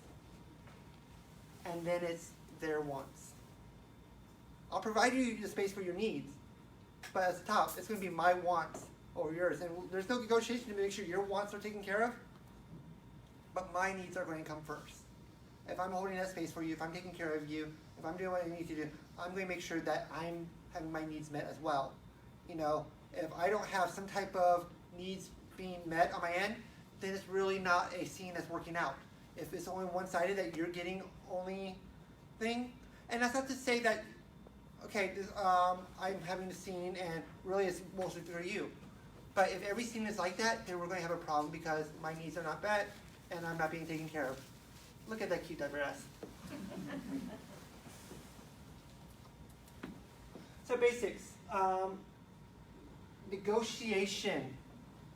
Consent. Negotiation. Basically, you're talking out what you will do, what you won't do. What are your hard limits? What are your soft limits? What do you want to try, but depending on when. You know, hard limits they don't get done. That's something you have to do. Part of negotiations, okay, I can't use, this is not me, I'm just saying in general, maybe you're saying that I can't use latex, but I can use lambskin, or I can find something else that works. That's part of the negotiation.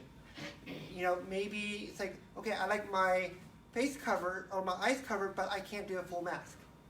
One thing I will, for my negotiation, and I will let them know, and again, I'm top, I will never, and this is for my safety because I'm very safety aware, I will never do a scene, or very rarely will do a scene depending on the person, and there has to be a lot of negotiation to do it though, especially if it's a full bondage scene. Otherwise, you know, there's blindfolds, you know, there's hands, but if it's a full bondage scene, you will not have your eyes covered. If I can't see your eye, especially in a full bondage scene, we're not doing it, because you try to say you're okay, the eyes will not lie to me. I can see through your eyes if you're dilated and if you are in trouble. I can see through your eyes if you're lying to me that this is not okay. And you're just trying to do it because you want it. Your eyes also will tell me if you're dehydrated. It will also tell me if you are in distress. That is my personal thing, and that's something I hold. You know, one time, I went against my own rules. And, you know, this was a person who's hardcore, and this was a full mummification scene, and the issue was, he was telling me, oh, he was okay, he wasn't, and we could, even with all the tools right beside, I almost didn't get him out of the mummification because he kept on saying he was okay, but he wasn't.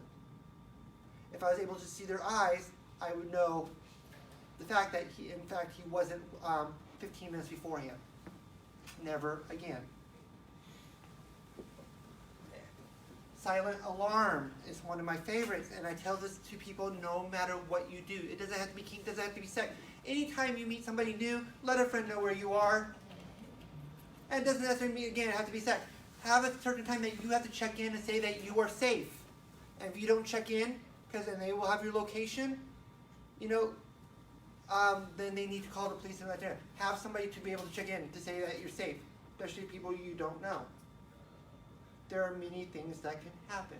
If you're going to be out in a crowd, if you're going out to the bar, let somebody know where you are at. And it doesn't matter what gender you identify as. This is something that you do to protect yourself, because things can go wrong. Maybe you get in a situation where the person is drug crazed.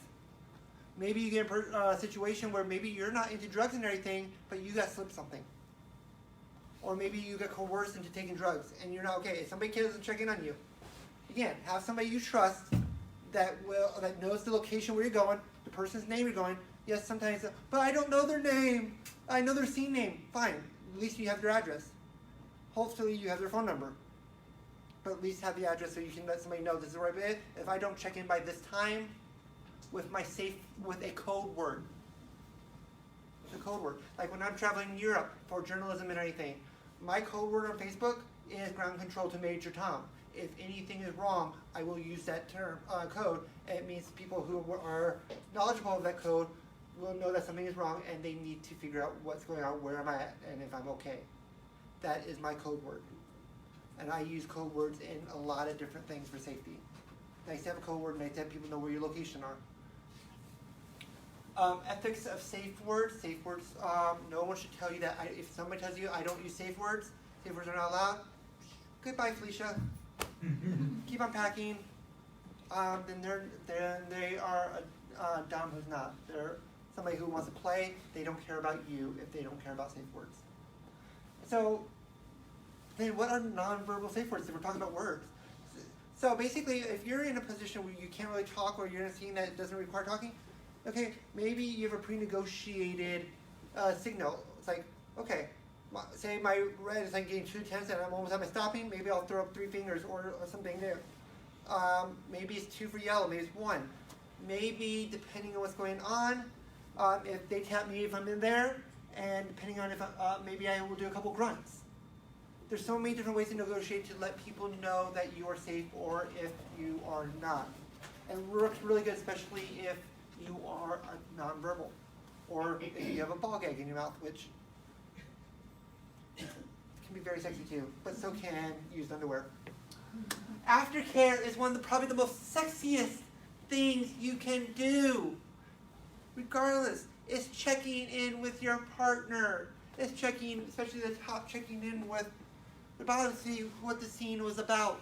You know, if they are okay, it's the time for the cuddle. It's the time for the wind down. A lot of times it's also the time for the deep, passionate sex if it went well and you're not having to deal with too many cathartic issues. It is the time to really be intimate on a whole new way. You're dealing with more the cathartic and physical and mentally. It's what a lot of times you can be sexual and spiritual and connective in a place that is very interconnective and very hot all the way around. And the more you can check in, the more you can do aftercare, is something that you can probably look forward to being just as good as the scene you just did. And especially a lot of times for the top, while you're doing what they do for them, this is the time to get your needs met as well. This is the time to have them all dotingly and loving on you. This is the time after that is making them squirm, making them love you. You know, putting your finger wherever they like to, knowing that it'll turn them on. This is that time to be intimate. This is the time to be loving. Intimacy equals love. So we're going to quickly go through the hanky code, and then we are going to get into the good stuff. So the hanky code is, we were talking about the keys back for the motorcycle in the leather club. Well, what side? It's a prime example of theory in sociology called symbolic interaction. This is a college school, so I have to kind of throw into some, education jargon. Symbolic interaction is defined by applying meaning and value to people, places, and things. The hanky code is a long-standing tradition that means in communication within the LGBT community is also known as flagging. The hanky code is a color-coded system in which an individual wears a specific colored handkerchief in their back pockets to inform others what their sexual interests and roles are. It can also be used with bow ties. It can also be used with hairclips for those who are of feminine persuasion. It can also be used as garters on your legs, especially if you're wearing short skirts. It's for places a hanky in the left pocket to indicate the wearer's alignment to be a top or dominant role. while a hanky in the right pocket indicates the wearer's alignment to bottom submissive roles. Previously, keys were used and cruising spots. If you pulled behind in a car, you were saying you were top, and in front of a car, you were a bottom. Gay culture. The hanky code was thought to have actually originate back during the gold rush settlers. Again, some more history here in San Francisco, so it was actually developed here in San Francisco. In the mid-19th century, a shortage of female dance partners meant men dance together, using hankies to indicate their roles as lead or follow. Hankies were worn tied around the arm, tucked into the belt or back pocket. Sources differ on whether the lead wore a handkerchief on the left or a blue handkerchief. Additionally, the fellow may have worn a handkerchief on the right. Oh, the follower should have worn right, or a red handkerchief. Red handkerchief, by the way, these days represents fisting. So be careful what you fly. That's where we're going to go over to hanky code. Don't just think hanky is just for fashion. It actually has meanings, and you could get yourself into a wide world of interesting conversations and pickup lines. The color to communicate roles and preferences from the basic aspects of the hanky code that is known today. During the 20th century, during the 1960s and 70s, gay men wore hankies not only to signify their roles, but also their sexual preferences and fetishes. The hanky code became an established way to identify at a glance the palette of interest, and initially the colors were limited to black, blue, yellow, red, and white. And you'll see in a moment that is no longer the case, which were the colors that most handkerchief companies produced. From the 1980s onward, the hanky code has expanded to a broader spectrum of colors and the materials from originally conceived. With the advent of the internet, people were able to connect and explore, expressing their fetishes, encompassing and communicate in new, interesting ways. This is from leatherpedia.org. There you go. So real quickly, like if you're wearing a black hanky, again, anytime you're on the left, you are pretty much a top. If you're on the right, you are a bottom or in service. So black is heavy S&M top, gray is bondage top. Safe sex top is black and white check. Then you got your light S&M top, is gray and black. Gray flannel is wears suits. Likes black bottoms, is basically black and white stripe, likes black tops. Charcoal is latex fetish. Black velvet likes to take videos or likes to perform. Wants head is blue light. So blue navy is a fucker top. Blue Air Force is for like pilot and flyboys. Red is a fist fucker. Red and white stripe is shaver shavee. You like to be, again, make sure that you're getting your reds correctly identified. Same with these, especially when you have the different shades, because you can get yourself into trouble. Like dark red, make sure that if you like fisting but you don't want to be double fisted with your hand, make sure it's a red and not a dark red, because then you will say that you like to be two-handed fisting. Dark pink is tit torture. Light pink is dildo, like dildos. Mauve is like belly buttons. Fuchsia, spanker. Spankies, you like spanking. Magenta, armpits. Purple, piercers. Lavender, you are into fucking drag queens, and is an actual fetish, just like clown fuckers. Ooh. I don't do clowns. I love my drag queens. It's one of the hardest thing I have to work through different things, because I don't like clowns, even though they're not clowns. It's the whole makeup face. Again, for me, I like to see people's faces. It's something I had to work through. For a while, I was very drag queen phobic. Yellow, pisser, water sports. Pale yellow is spitter. So again, these are, you may want to not get confused. Mustard is hung 18 plus or wants a big one. You don't see a lot of yellows being used though, except for water sports. Yellow with white stripe means you like Asians. Gold lame is like you must like muscle boys. Orange, anytime, anywhere. Unless you're the bottom, then it's like nothing now, just cruising. So the top is like you're open for anything. If you're the bottom, this is the one, you're just cruising, you don't want anything. So again, make sure whatever pocket you have it in. A green hunter is daddy boy relationships. Kelly green is for looking to be hired or looking to rent hustlers. Beige is Remy. Brown is scat. Brown lace is uncut. Brown satin, cut. Brown corridor headmaster likes Latino bottoms. Cream is comes in condoms. And the white lace is like white boys. So let's actually now. So any questions about any of this so far? Wow. Either I'm very good at what I do, or you're very disinterested, or it's like, what the hell did you just get into for taking a human sexuality class? So you went over a pretty broad topic of all these different types of kinks. Where do you find what's your Trial and error. Like we're gonna go over a few real quick. I don't know like some of the stuff as a kink versus just Is it missionary sex? Then it's more likely it's going to be kink. If it's anything that gets you off that's not basically regular, boring, and there's nothing wrong with regular, boring, generic sex, but anything that it most likely will turn into kink. If it's something that you fetishize, if it's something that you get into, like I said, eating strawberries in bed, feeding them to your partner can easily be kink.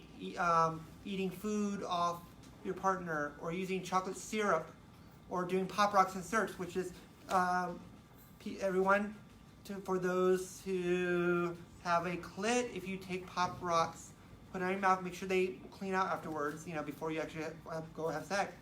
But, have wipes on hand, but putting pop rocks on your tongue, going down on the clit, will throw them into multiple orgasms. And it makes the certs actually add to a chain reaction as well. That is something that you can easily do. That is considered a kink. It's like one of the things I love my husband to do. Being a skateboarder can be a kink. Liking the skateboard guys in the field and everything. Being kinky, maybe you like having sex in a graveyard or sleeping in a coffin. All can actually be pretty fun. Just make sure that nobody's around, or unless they want to join in. Look, the great thing about graveyards is like Vegas. What stays there, what happens in Vegas or in a graveyard most of the time stays there. The dead won't talk.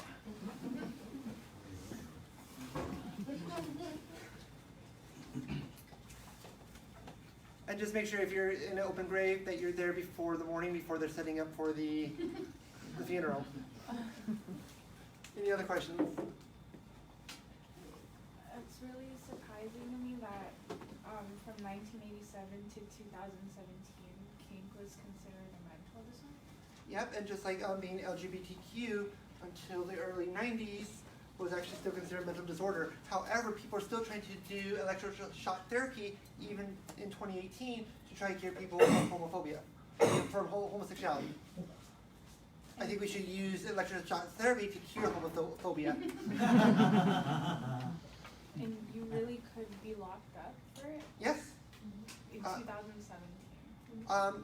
And yes, in ways, because a lot of parents, especially in religious households, especially if you're in Mormon communities and Baptist and other places, they will send you to reparative therapy group homes in order to be corrected. Or they'll try to send you to camps to correct yourself.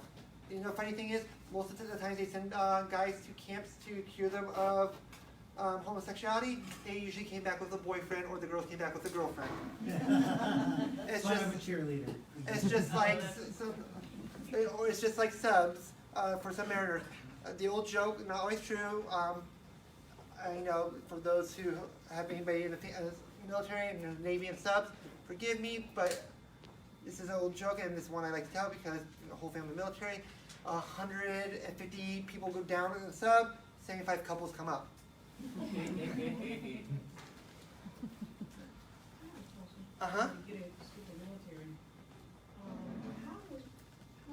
one know someone was noble or not? It's the whole idea of codes. If you look at military, anything, there's a lot of pomp and circumstance. There's a lot of way people present themselves. There's a lot of rules and guidelines they follow, in the way they dress, in the mannerisms they carry, and in the protocols that they follow. So a lot of them would, follow these strict guidelines, of what their idea of the masculinity was that came out of this culture. And if you had honor, discipline, service, integrity, these were part of some of those noble truths. So, how did that become like kinky? Because again, these things came out, and even in the leather community, honor, integrity, service, and discipline are still a lot of times fundamental pillars, because it came out of the military when, again, World War II, when they were all in the military and fighting the wars, it was all built out of that companionship, out of that whole military lifestyle. And that's when the military uniforms and then leather later came on in order to provide. Want to touch my vulva? Want to come out to play? One finger?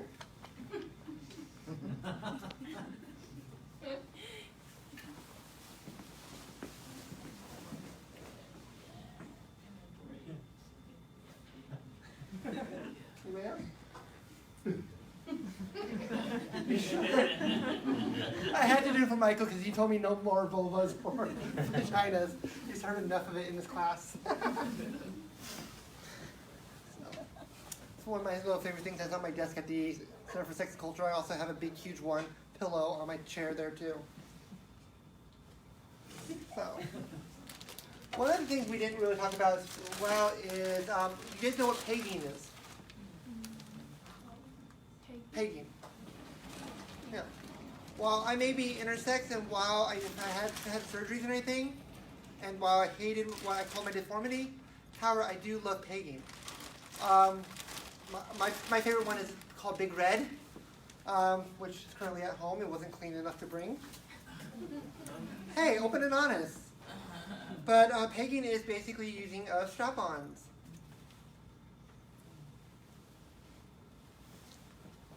You can either dom top as this. You can get people to, you can also do the mouth fuckery with it. There's just so much you can do with a strap-on. And there's also other ones that you can do, double-ended ones or multiple. There's just so much you can do depending on what type of harness, what type of implement that you want to put in, and whatever size. Again, transformation fetishes. So who all has heard about pledge paddles from the actual pledge for hazing? This is from Drake University from 57, 55. Assume the position, drop the drawers. Maybe I don't know, I'll just... Well, I planned on that. Sorry guys, not doing that. You warm up a little bit, give them a false sense of hope, and then... Okay. Just as asking me to be done. You can stay here, hold on. Okay. So the other one, the biggest thing is just all about safety and everything. One of the biggest things when it comes to safety is flogging, also known as flagellation. The issue is you can actually hurt somebody with this. It's just leather straps, and if you don't know what you're doing, you can do serious damage to the kidneys. You can do serious damage to the spine. You can do serious damage to the neck. So one of the things, depending, I'm usually I have a towel or I have something with me, and if I don't, then I can use with it. Next, you always want to protect the neck. Always. And sometimes, even the best, you may accidentally wrap. I'm going to just real quick borrow. Oh, please. So usually you always have a towel, usually have something that you can always protect, or just put around here, and it doesn't make it less of a dom, you're protecting yourself, you're protecting the neck.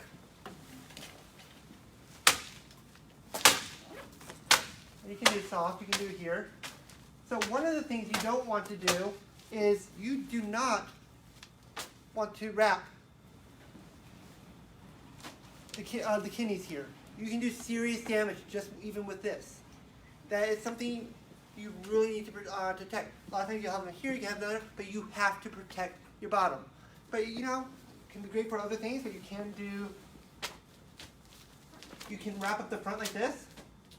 You can do it on breasts, you can do anything, but you still have to watch the body. You have to watch the neck, You have to watch the lower spine. You have to watch the kidney shots because you do not want the damage. You know, people like their kidneys. You know, I don't know why. But, you know, for whatever reason, they take high value on the black market.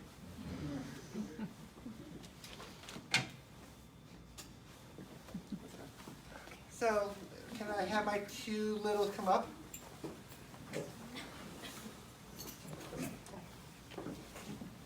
So no, these two are not normally into diapers. They did me a favor today versus asking for one of you to put into the predicament as a volunteer. So, this right here, if you want to get their all faces and everything, you can to see their expressions. So this is actually, whatever they make for little kids, they actually make for adult littles as well. Whether it's big, huge cribs, whether it's pacifiers, bottles, adult diapers. This one is a cloth one, you know, great for waddling, great for, you know, either as a little ABDL or a humiliation. One of the things I like to do for the subs who disobey for humiliation, because one, they're consenting to humiliation, especially if they're gym buffs, I will send them to the gym in their diaper and they have to change. There. Torture. But this is cloth. It's made just like, you know, the regular cloth, but with these ones you can actually add in extra layers that will make it even more bulky and make it almost impossible to mobilize. I'll have you back up in a minute. So right here, they also make disposable adult plastic diapers. And this is just look cute with the whole ribbons and everything. They have all kinds of different characters on it. Again, it has nothing to do with children. It really doesn't. There's a comfort and vulnerability that comes with being put into a diaper. It's very emasculating. Makes you vulnerable, right? Yeah, this one's pink. Hey, I gave you the choice to choose whatever. So the whole issue with it, though, is when doing the emasculating part and putting it, you know, people can sometimes will get off on it. You know, there's that vulnerability comfort. There's also that humiliation factor. You know, some people will use, again, in water sports. It's really about the degrading. A lot of times it can be about humiliating and degrading somebody. Sometimes you'll get into the role of ABDL. A lot of times it's little, depending on the role that you do. You'll see little sometimes out in public, just with their adults. Again, usually not necessarily around children, but they'll usually maybe go to the new beach, they'll go to a park when children are not there. It's just that whole role, but it's not a sexual relationship. However, there is sometimes a sexual side of it, depending on what age they identify. You know, just because you're an ABDL, which is adult baby diaper lover, usually most of the time, unless you're into the dark side of it, a lot of times you are pretty much going to be more just regression in age and is not sexual at all.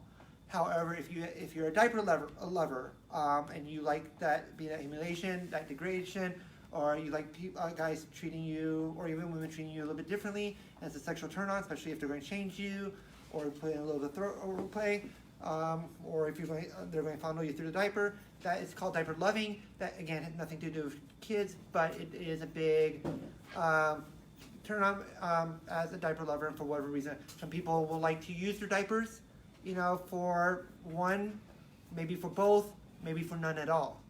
Sometimes it's just simply the aesthetic, just sitting in it, just regression. I know a lot of lawyers and doctors and people and politicians. Again, where I'm a sex worker, I've been with my fair share. And the whole idea of regressing to somebody who's not that role of authority that they're in is kind of basically cathartic for them to be able to be put into a position that is not normally their role and that they don't have any responsibility. And I think that's what kind of having somebody to take care of you, having somebody protect you, somebody love you is where the whole idea and the fetish around this for diaper is that somebody's protecting you, taking care of you. Because when you are young, you don't take care of yourself. So there's a kind of turn on in having that power exchange where somebody's literally providing for your needs and providing for you and taking care of you. Okay, why don't you go sit down? you have her. So I'm just going to keep them in this because no point changing, because for the sake of time. One of the great things too is, we talked about choking. What is the best way do you guys think to choke somebody safely? You have to see them, their face. Yes and no, depending. Is it safe way to choke them? Actually, yeah, for especially play, the thing is, a lot of people will think this here is, while it looks hot, erotic at times, it can also be borderline abusive depending on the role that you're in. This is not safe at all. The reason is, even though you're hitting the right spots, about a millimeter off, the issue that you're dealing with is that you can actually crush their larynx. And if this gets crushed, their windpipe, they can't breathe, they won't be able to eat, and they actually will have to get a tube. Once that's in, it's almost impossible to repair. So you're really being very careful, and you really need to understand that. So while you can do for looking at the face, hand here, mouth here, nose here, and then I'm just giving you your thumbs up when you want me to stop.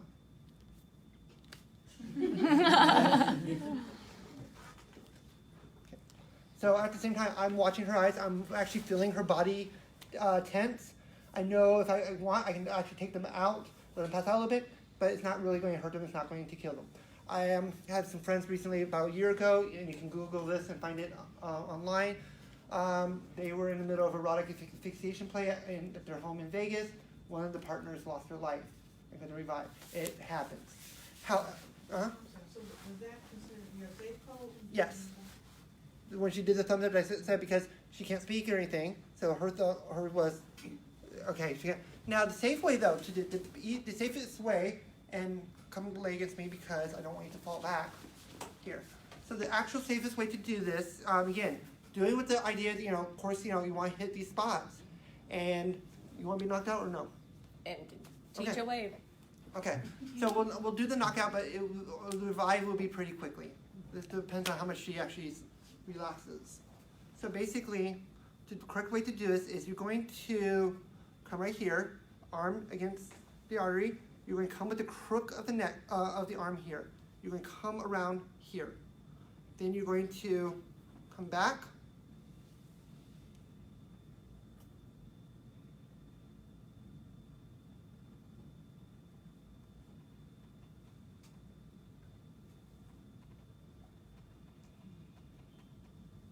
She's resisting a little bit. Some people take a little bit longer.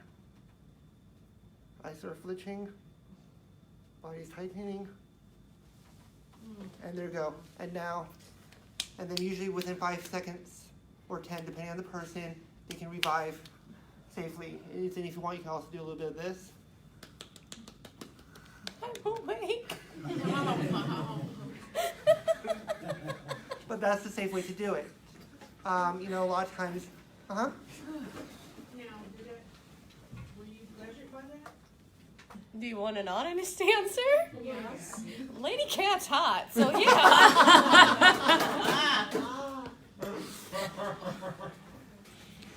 That's theory there.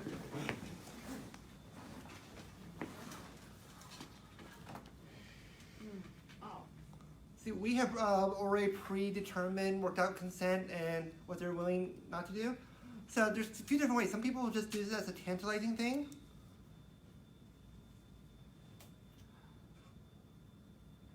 Some people will do it to draw blood. I'm not going to draw blood here. I don't have the gloves or the other equipment to clean it up. However, though, it can just be simple as just knowing that I can cut at any given time.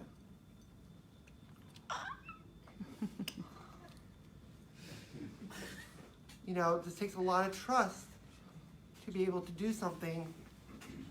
So was that your fantasy or her fantasy, or both? I do this for people, so depending on the person, it can be my fantasy at times. But it's also about educating individuals. So this is really about, for today, educating. It's not necessarily my fantasy with her. But sometimes the fantasy could be simple as cutting off the bra or cutting open clothes or simple being careful. Sword and stone. I'm so glad you moved that plate after. So there's also one of the things too that we deal with is rope. Thank you.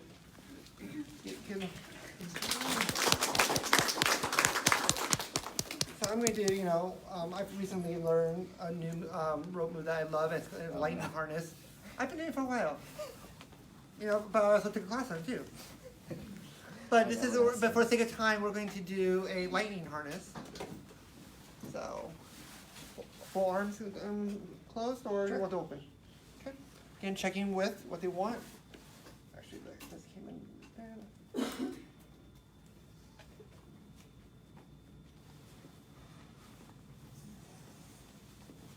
So this is basically a lightning harness. This is going to be the easiest one to do.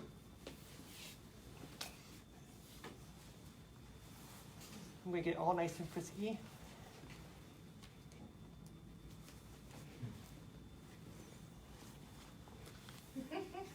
Have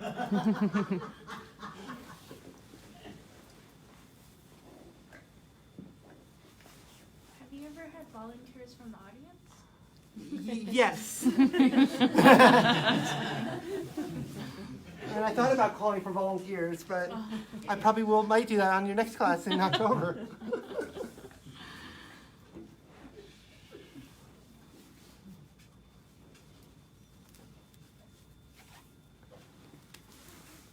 But for sake of time, I'm doing the lightning versus, the other intricate ones.